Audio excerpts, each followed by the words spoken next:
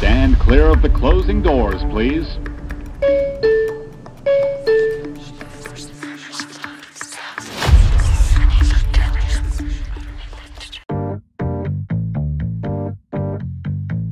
Perfecto, bienvenidos, bienvenidas todos, buenas noches en esta lluviosa tarde de julio, de la segunda ya semana de julio.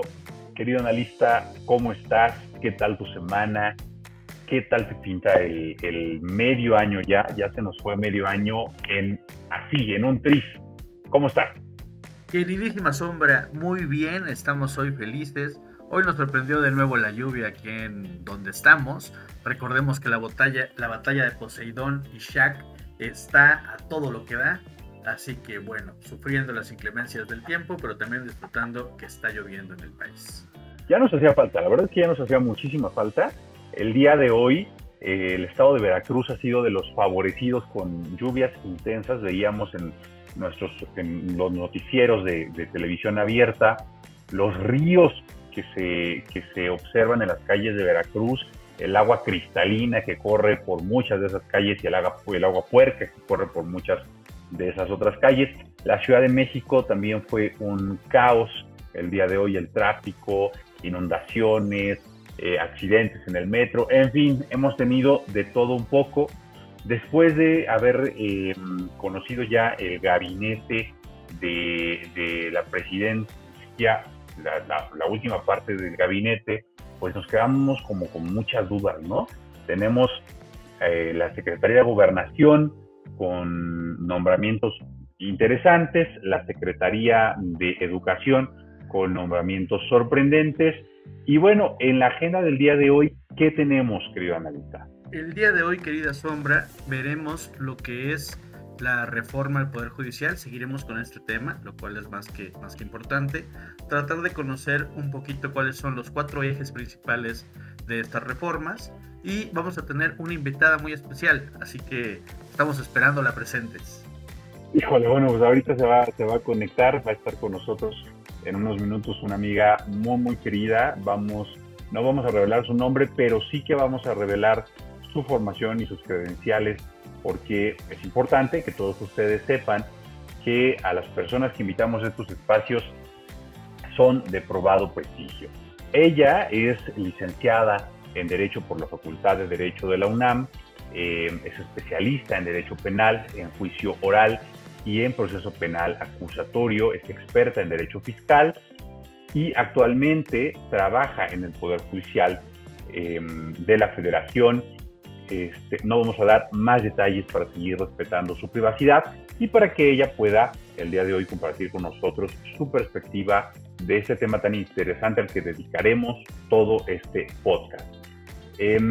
Amiga M, querida, bienvenida esta noche.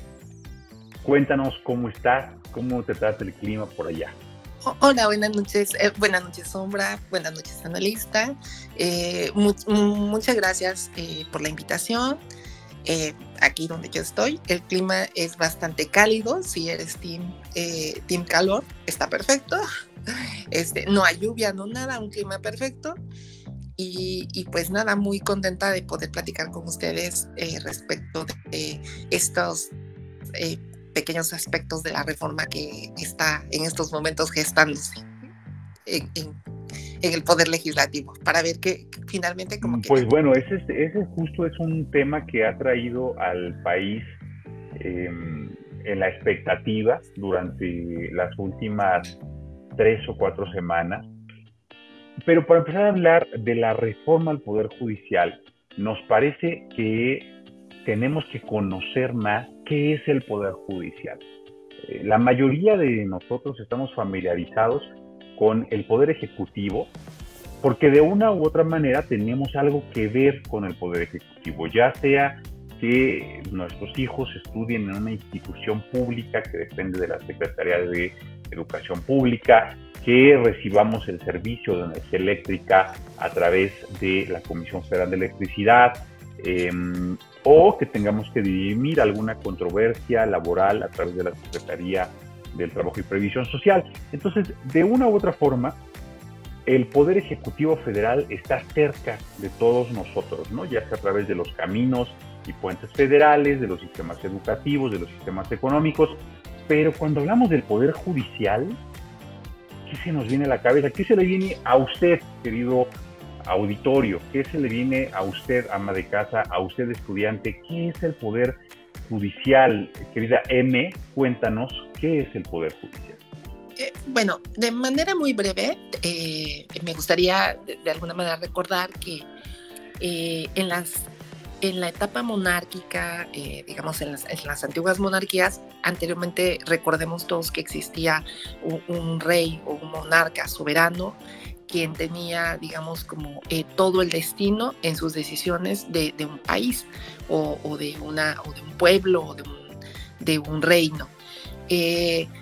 Después, digamos, de muchas revoluciones, se logró, digamos, en la mayoría de los países occidentales, que ese poder fuera dividido entre varios actores para, de alguna manera, suprimir los abusos. Entonces, si bien es cierto, hay ahora alguien que toma las decisiones como lo es el presidente o la presidenta en las repúblicas, también existe, digamos, como dos entes más con los cuales comparte la toma de las decisiones de un país. Uno de ellos es el Poder Legislativo, que como muchos saben, y recordemos que el Poder Legislativo lo que hace es crear esas leyes que nos van a decir a nosotros cómo podemos ejercer nuestros derechos y cuáles son las normas que nos van a regir. Y por otra parte está justo la pregunta del Poder Judicial, que es ese ente quien tiene esa facultad para poder revisar que las decisiones que toman los otros poderes o que los problemas que hayan entre las personas sean ajustados a las leyes, que se imparta, digamos, de alguna manera o que se tome una decisión justa para poder dirimir un conflicto, para poder aplicar una ley. El Poder Judicial básicamente resuelve conflictos, ya sea entre las personas o entre las personas y las autoridades. Tratándose del Poder Judicial Federal o de la Federación, lo que hace es resolver esos conflictos, pero a nivel federal. Y hay diversas materias, pero sobre todo la función más importante es revisar que las leyes y los actos de todas las autoridades no sean violatorios de los derechos humanos o de los derechos fundamentales de todas las personas.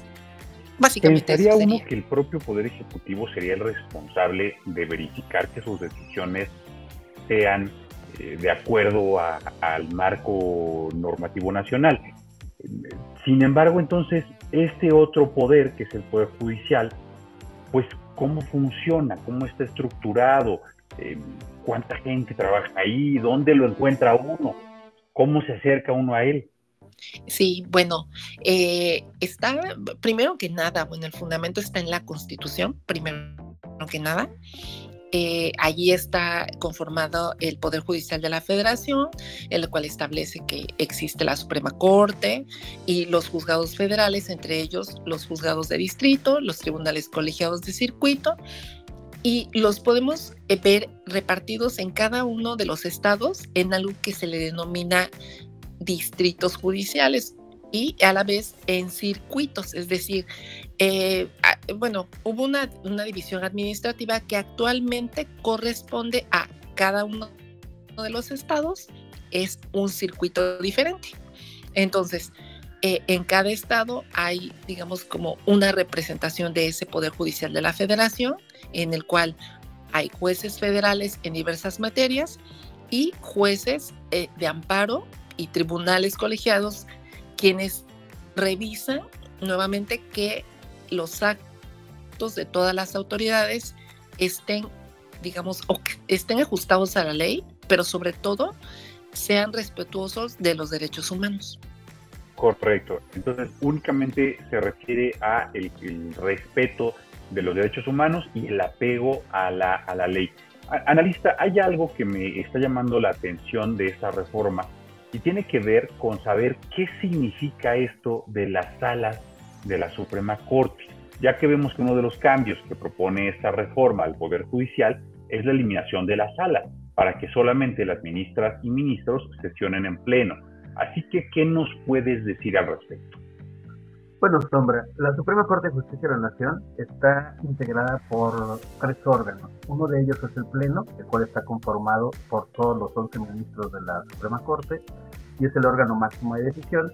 En este se resuelven los asuntos más importantes y se emiten las jurisprudencias de mayor relevancia. Después vienen las salas, que son los órganos colegiados, que se encargan de conocer y resolver determinados tipos de asuntos. Cada sala está integrada por 5 ministros, que son designados para formar parte de ellas. De esta manera, el Pleno y la sala se dividen el trabajo y la toma de decisiones en la Suprema Corte. La primera sala será la encargada de asuntos en materia civil y penal, que actualmente está presidida por el ministro Jorge Mario Pardo Rebolledo. En ella también participan las ministras Ana Margarita Ríos Farjat, Loreta Ortiz, Juan Luis González Alcántara Carranca y Alfredo Gutiérrez Ortiz. En la segunda sala es la que se encarga de asuntos en materia administrativa y laboral, y en ella participan o la preside de entrada el ministro Alberto Pérez Dayán, y participan la ministra Lenia Batres, Yasmín Esquivel, Javier Lainez y Luis María Aguilar, que está por terminar su encargo. Y entonces, analista y Maribel, pues, ¿qué conjunto, qué cambios propone esta reforma? ¿Cuáles son los cambios que se proponen en esta reforma? Bueno, uno de los cambios, como ya lo comentaba nuestro amigo analista, es este cambio es de la configuración de la Suprema Corte, que, como lo decía, actualmente funciona con 2 salas y el Pleno en digamos, los aspectos, en los asuntos más relevantes. Entonces, uno de los grandes cambios que propone la reforma es que se reduzca el número de ministros, actualmente de 11 a 9 ministros. También que ya no duren, digamos, los 15 años que cada ministro dura en el encargo, ahora sea a 12 años. Esto me parece que la finalidad es para ajustarlo a los tiempos, digamos, a los sexenios. O sea, al durar 12 años se ajustaría justo en el cambio del Poder Ejecutivo, de los sexenios, que corresponda a 2 sexenios. También otra de las cuestiones que proponen es eliminar esta prerrogativa que tienen los ministros de la pensión vitalicia, y que se ajuste los ingresos o la remuneración que tienen estos ministros con esta cantidad máxima de lo que recibe como remuneración el presidente de la República. Esto tratándose de la Suprema Corte. En ese sentido, perdóname, en ese sentido me llama la atención justamente esto, la reducción del número de ministros de 11 a 9, ya que algo que me preocupa mucho es cómo es lo que realmente creo que está afectando en la reforma. Si bien es cierto, van a reducirse ministros, van a votarse, que ya es un tema por tanto complicado, lo que me preocupa es que desde hace 30 años, la reforma del 94, lo que permitió a la Suprema Corte de Justicia de la Nación o a este poder, es poder invalidar leyes que fueran contrarias a la Constitución o a los derechos humanos. Esto es lo que realmente puede hacer el Poder Judicial, o es una de las grandes cosas que puede hacer. Entonces, para que una ley sea invalidada, actualmente se requieren 8 de 11 votos para que eso pase. Estamos hablando del 72%. Pero en la nueva propuesta se está reduciendo a 9 ministros, pero se siguen manteniendo 8 personas o 8 votos para que esa reforma se invalide, lo que significa que ahora se necesita cerca del 90% para que sea una ley invalidada, lo cual está por demás complicado, sobre todo que analizamos casos como aquellos 3 ministros que están muy cercanos a la administración actual, como la ministra Loreta Ortiz, Lenia Batres y Yasmín Esquivel, que generalmente han votado en contra de las decisiones de estos 11 ministros cuando invalidan alguna ley. ¿Qué pasa en ese sentido? ¿Qué nos puedes decir? Sí, bueno, lo que se puede observar es que ha habido bastante conflicto entre el Poder Ejecutivo, el Poder Legislativo y el Poder Judicial, precisamente por esta facultad que tiene el Poder Judicial de poder invalidar estas leyes. A partir del año 2011, con una sentencia que fue muy emblemática de la Suprema Corte, digamos que se constituyó algo que es muy técnico y muy jurídico, que se llama el bloque de regularidad constitucional, lo que implica que digamos que todas las leyes deben estar acordes tanto con la Constitución como con los tratados internacionales. Entonces, en ese sentido, la Corte tiene la facultad de poder revisar que todas las leyes deban estar, digamos, acordes o deben ser armónicas con la Constitución y con los tratados internacionales. Y en ese sentido, hemos visto que a pesar de que el Poder Legislativo ha emitido muchas leyes, al momento en que alguien promueve una acción de inconstitucionalidad, el Poder Legislativo, en este caso la Suprema Corte de Justicia de la Nación, tiene esa facultad de poder revisar que esa ley sea constitucional o sea convencional, es decir, que esté acorde a los tratados internacionales. Y en caso de que no lo sea, invalidarla. Y eso está creando, digamos, como bastante tensión entre los poderes, porque precisamente los otros dos poderes, como es el Ejecutivo y el Legislativo, consideran que el Poder Legislativo no tiene la legitimidad suficiente para poder invalidar leyes. Básicamente eso sería, digamos, en un primer momento. A ver, me has tocado muchos temas, así, con esa sutileza que te caracteriza, pero a mí me brincan muchas cosas, ¿no? La primera y a lo mejor la menos relevante es el tope salarial que se pretende que tengan los ministros. Obedece a un discurso pues que ha tenido el presidente hasta este momento, pero falta explicar a qué obedecen los salarios de estos ministros a los que nos referimos, y falta explicar que no todos los ministros ganan lo mismo. ¿Es correcto? Bueno, estos salarios, empezaría, bueno, más bien por la propuesta del presidente de, digamos, topar los salarios.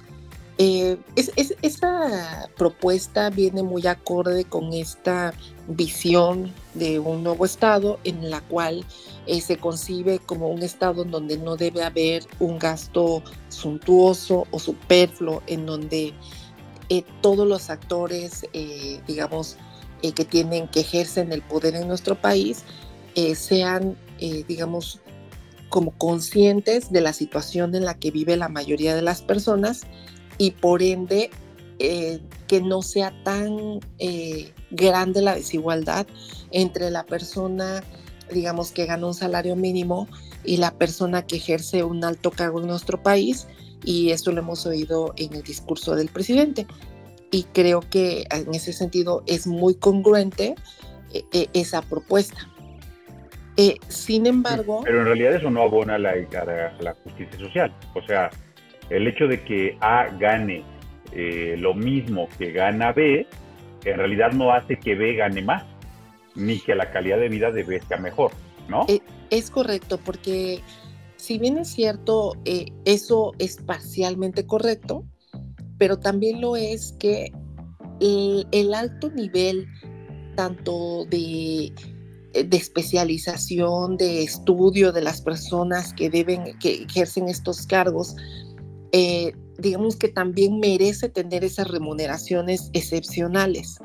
O sea, si bien es cierto, no todos en el país ganan esas cantidades, pero también es cierto que el trabajo que se hace es un trabajo extremadamente profesional y excepcional. O sea, tan es así que hablamos de 11 ministros, no hablamos de más personas. Y atendiendo a ese trabajo tan característico, tan particular, tan excepcional, es que tiene esa consideración de esas remuneraciones, y hablaríamos casi como a nivel de un secretario de Estado. Porque además no podemos la responsabilidad corresponde a eso, ¿no? O sea, es el correcto. nivel de responsabilidad corresponde a eso. Así es, de responsabilidad, de especialización y también, deberíamos decirlo, también de compromiso, porque una persona que asume ese encargo no es una persona que pueda hacer una vida común, normal, que pueda disfrutar de su tiempo libre como generalmente todos lo podemos hacer. Entonces eso de alguna manera se traduce en esa remuneración también excepcional que se hace en atención a todos estos aspectos que ya hemos mencionado. Uh-huh.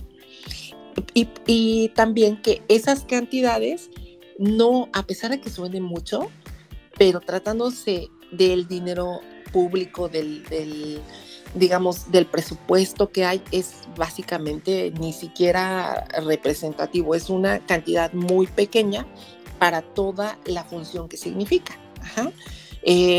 Básicamente el presupuesto es una cuestión bastante ostentosa, bastante grande, porque estamos hablando que es el dinero que todos los mexicanos aportan, y que las cantidades que se pagan por salarios o remuneraciones, tanto a los ministros como al presidente, como a los secretarios de Estado, como a los legisladores, básicamente no son, no son ni siquiera una gran parte de todo ese presupuesto. Y ahora que estás hablando, perdóname, M, que te interrumpa acá, pero sí me gustaría que la audiencia sepa que toda la información relativa a la remuneración de los puestos del Poder Judicial es información pública. Entonces, si usted quiere saber cuánto es lo que gana un ministro de la Suprema Corte de Justicia de la Nación, lo invito a que en su navegador ponga usted tabulador del Poder Judicial y va a encontrar el presupuesto analítico de plazas del Poder Judicial de la Federación con percepciones netas en el anexo 2, que corresponde a la página 8.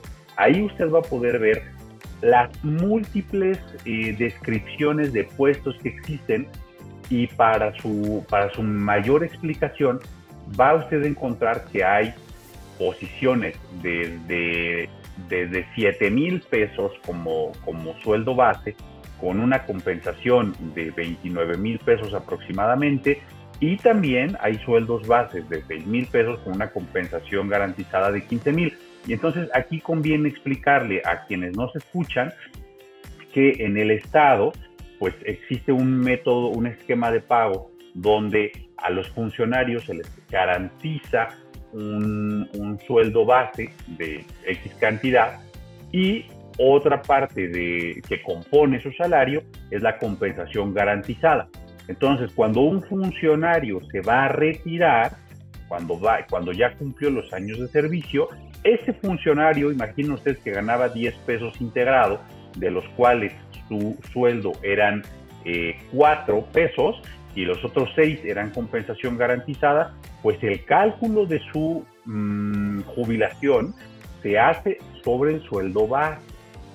Entonces, usted que está escuchándonos, recuerde que los funcionarios que trabajan para nosotros no están considerados de la misma forma que lo estamos todos los que trabajamos en la iniciativa privada.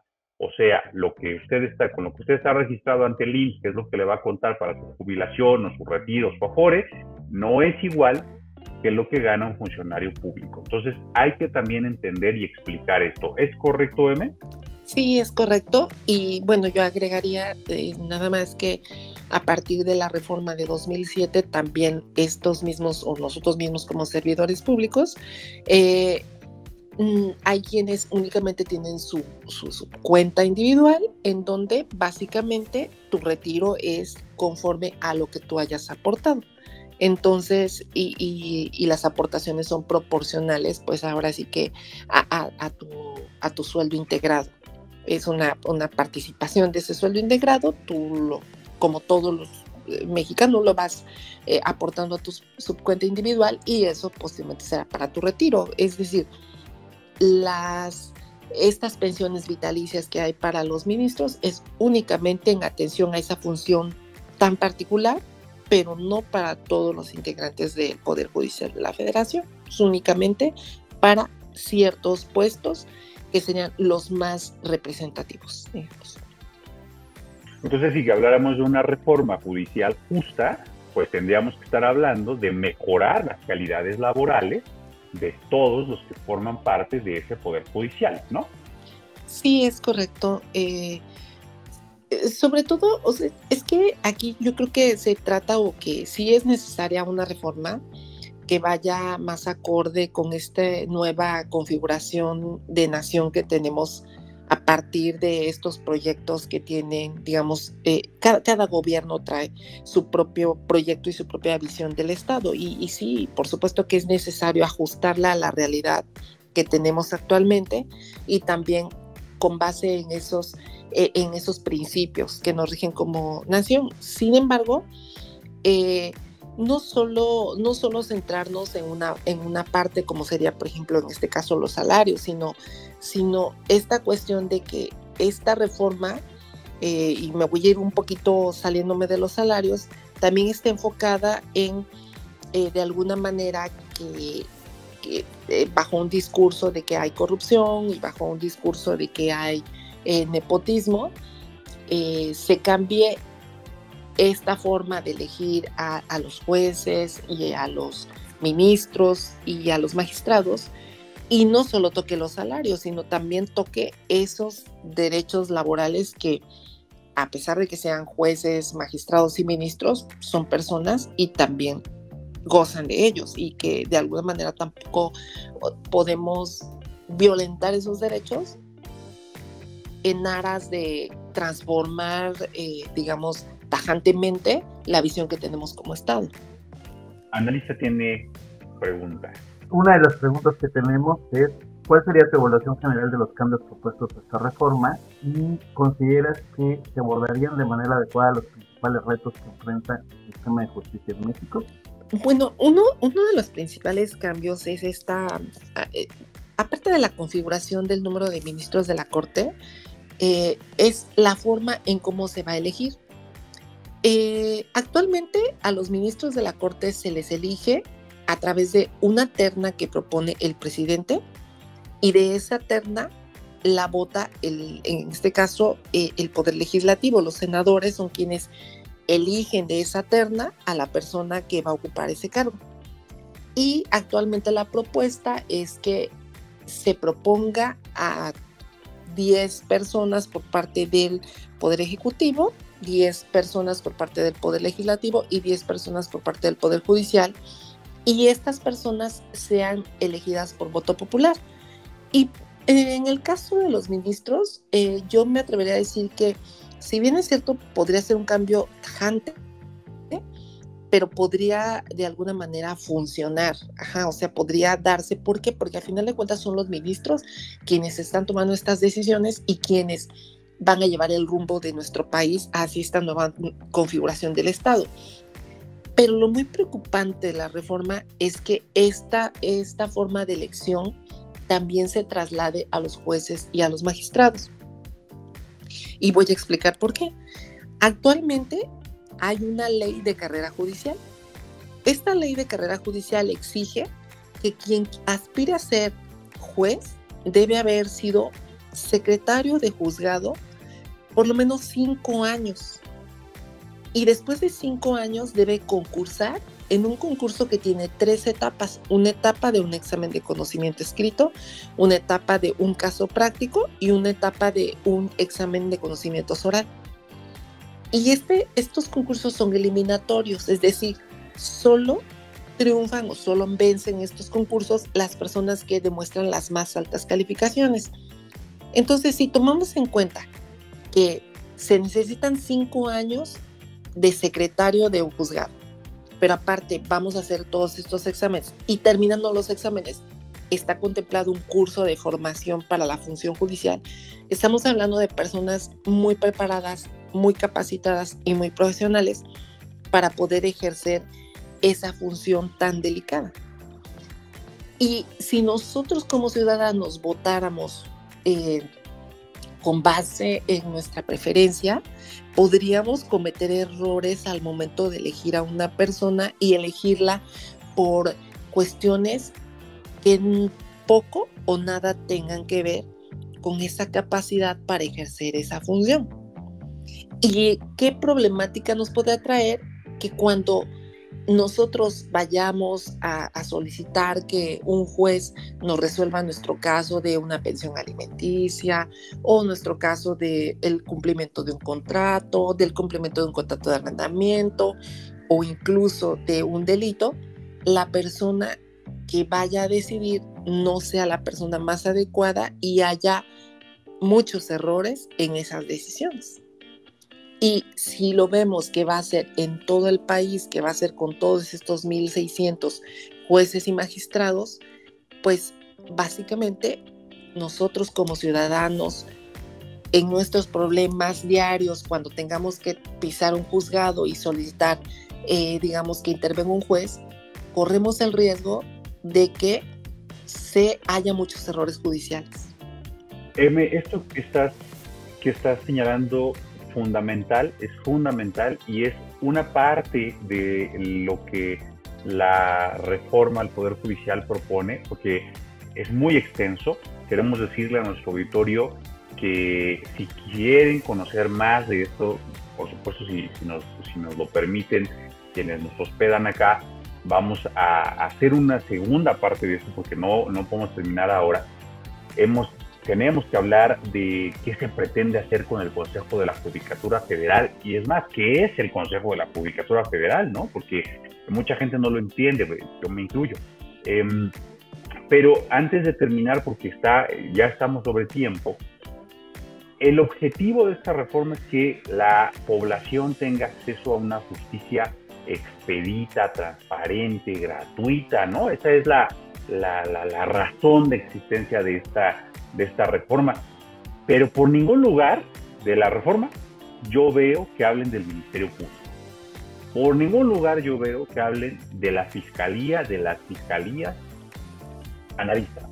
En ese sentido, antes de que nos pueda responder esa pregunta, un tema importante es que el 63% de los asuntos se resuelven en la justicia local, no en el marco federal. Entonces, eso hay que tomarlo en cuenta y pareciera que existe insuficiencia en la estructura del personal del Poder Judicial, ya que se dice que por cada 100,000 habitantes debemos de tener al menos 64 juzgadores y actualmente solamente tenemos 4 juzgadores por cada 100,000 habitantes. Así que así es como está el Poder Judicial, así es como está trabajando estos 11 ministros con la carga que están llevando. Hay que recordar que eran 21 en el 94, ahora son 11 y ahora pretenden que sean 9. ¿Qué tan expedito va a ser esto? Ahora sí, perdón, esperamos tu respuesta.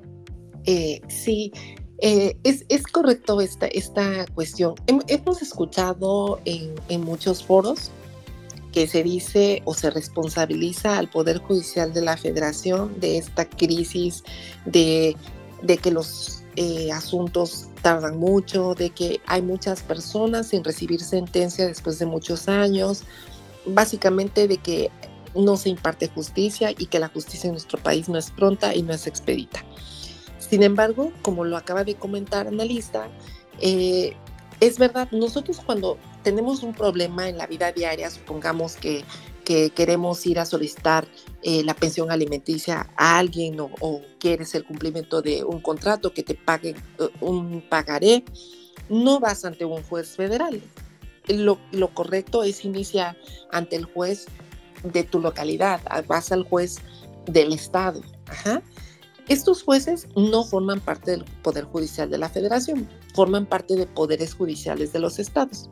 Ahora, tampoco podemos, digamos, como que culparlos así en un primer momento, porque la parte, digamos, del presupuesto que se le destina, del presupuesto público, recordemos que el presupuesto es el dinero de todos los mexicanos que recauda el país y que después se reparte para poder llevar a cabo las funciones del gobierno. Bueno, Este presupuesto que se le da a los poderes judiciales, tanto de los estados como de la federación, ha ido disminuyendo. A través de los años ha ido disminuyendo. Y por el contrario, la cantidad de personas ha ido aumentando.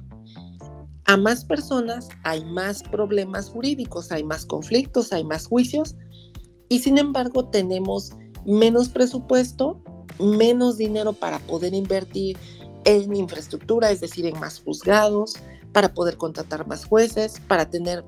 El juez no solo trabaja él, detrás de él hay un montón de personas, todas igualmente calificadas, para poder, resolver estos asuntos. Entonces, sin ese presupuesto no se puede contratar más personas y por ende es insuficiente y obviamente toma más tiempo resolver un asunto porque hay más gente. O sea, estadísticamente la gente aumenta. Ajá. Eso por un lado. Ahora, por el otro, hubo en el 2008 un cambio de sistema penal. Anteriormente teníamos un sistema al que le llamamos el sistema tradicional y ahora tenemos el sistema penal acusatorio. Este sistema penal acusatorio lo que hizo fue que se le dio herramientas tanto al Ministerio Público como a los abogados defensores para que pudieran, poder dirimir un asunto, es decir, poder llevar ante un juez penal cada quien sus pruebas y poder probar frente a él, pero el juez está limitado únicamente para lo que haga el Ministerio Público o la defensa o los defensores. Y otra de las cuestiones que también redundarían en el presupuesto sería esta falta de presupuesto para las fiscalías de todo el país, tanto la Fiscalía General como las fiscalías de los estados. Nuevamente volvemos al punto, al haber más gente, evidentemente crecen los problemas, crecen los conflictos, hay más delitos y al haber menos dinero del presupuesto para aumentar el personal en los ministerios públicos, para crear más agencias del Ministerio Público, más fiscalías, por ende, el servicio que prestan, pues, está bastante limitado.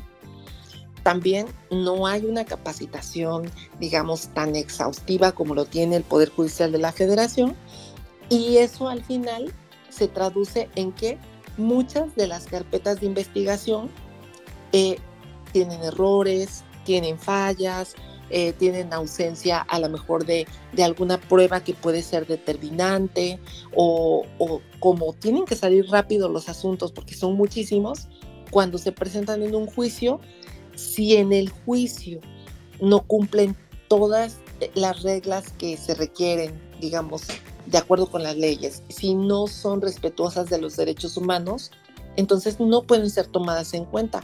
O si faltan pruebas para poder determinar que una persona cometió un delito, recordemos que a una persona tiene la presunción de inocencia y no se le puede,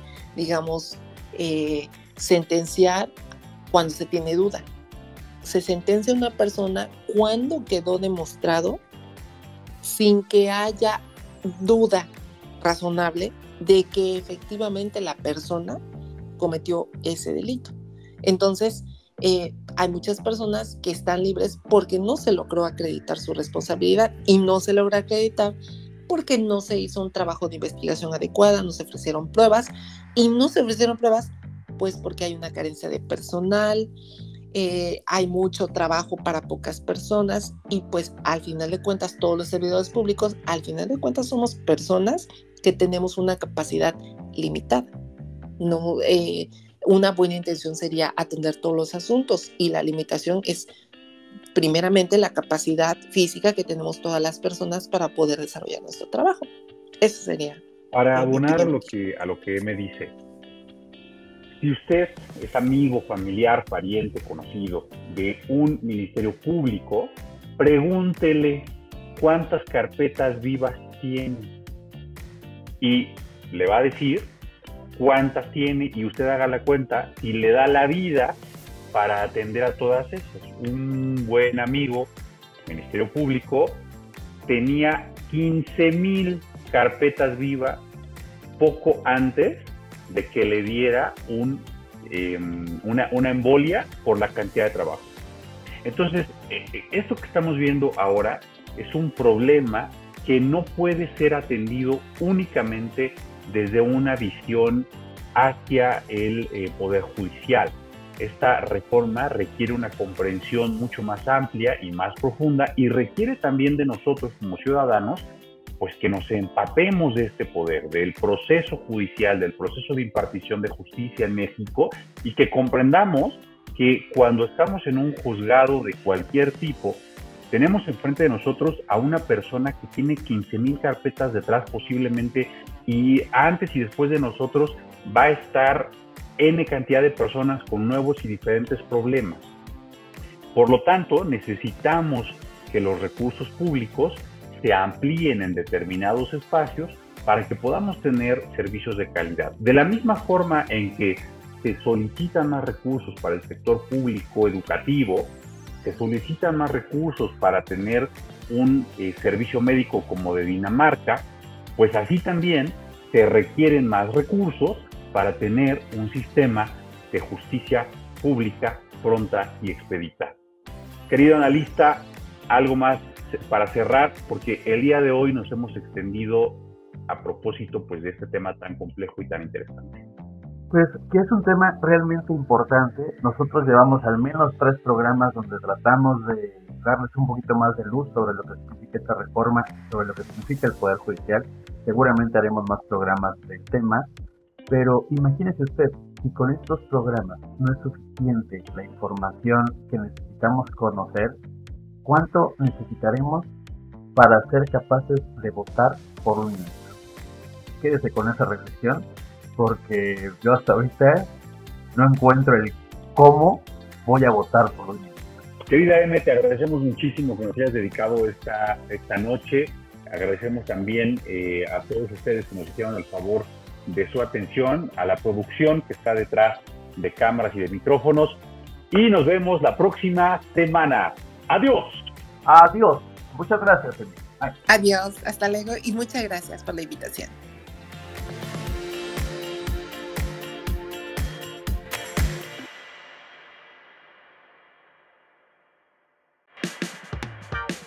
Esto fue ANCOP Radio, un podcast de la Asociación Norteamericana de Comunicación y Publicidad. Síguenos para más contenido. No olvides compartirnos en tus redes sociales. Esto fue todo por hoy. Hasta la próxima.